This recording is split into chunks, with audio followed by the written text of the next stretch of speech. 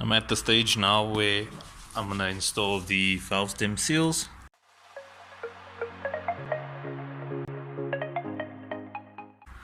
So we've got 15 of them and they're gonna go into the head. So they sit, it's that brass part over there, that's called the valve guide.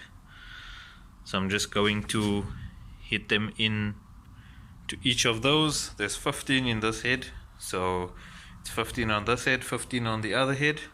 That's 30 of them in total.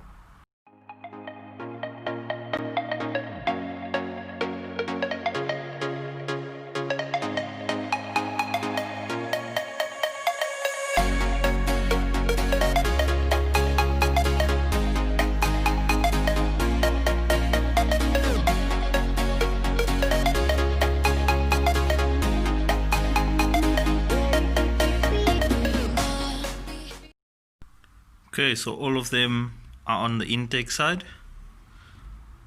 So now I just need to put the exhaust side valve stem seals on.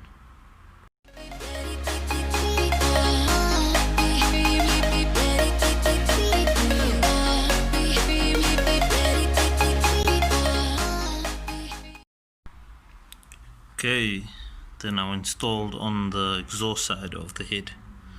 So now we're going to put the valves in, and then we're going to put the valve springs in, and then the retainers.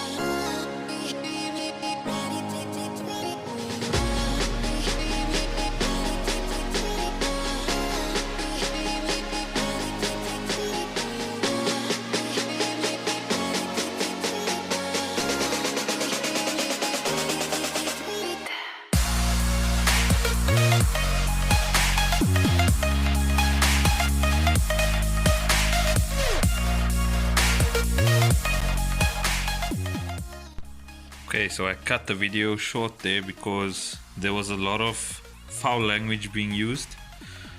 As you can see, the retainers and the valves are in. The retainers, the springs and the valves are in. This is by far the worst part of a rebuild. By far. I hate this part the most. So now I'm going to move on to the exhaust side, and then this head will be done. Finally, I've gotten all of the keepers, all of the valves, all of the springs into the head. It was quite a battle, but after a lot of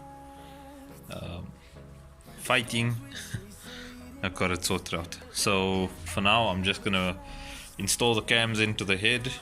I'll leave the followers out. I'll do the followers when the motor is going to get primed before I start the car.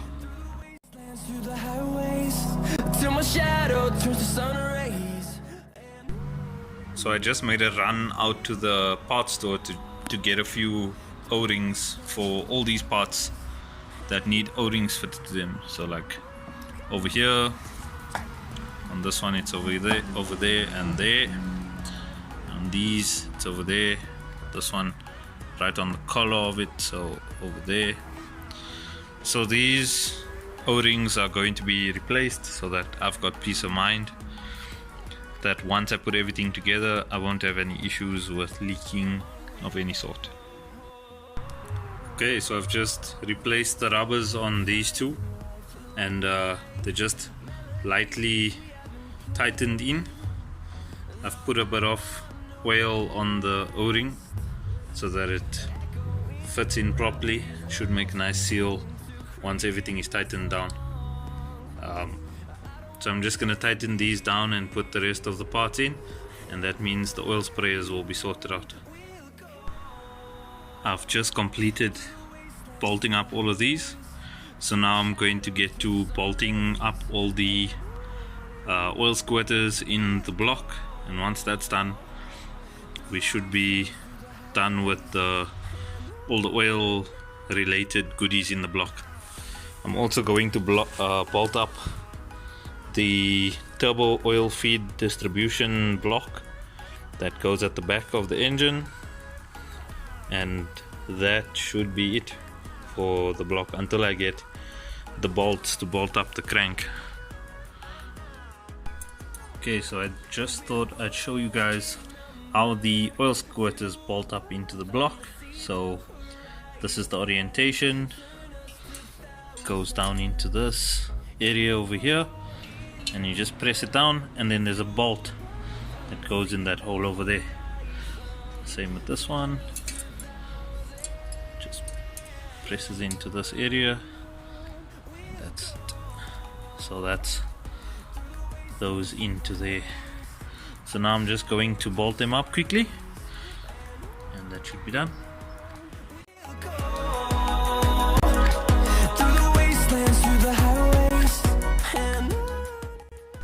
So these use a size 4 Allen socket.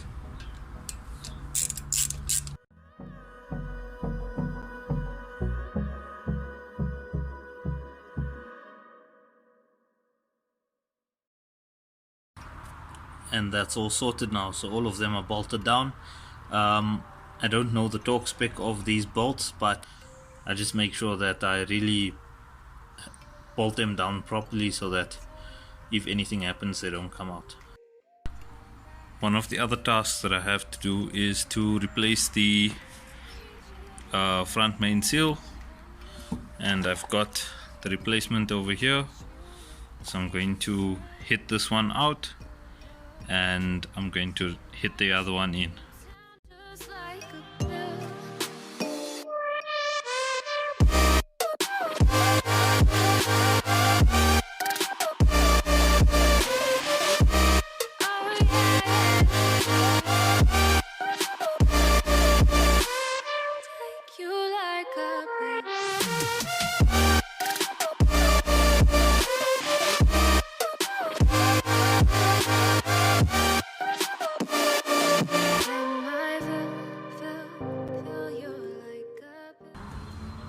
Okay, so the new seal is now in and seated correctly, so I should be ready to put it on to the crank once the crank's in the block.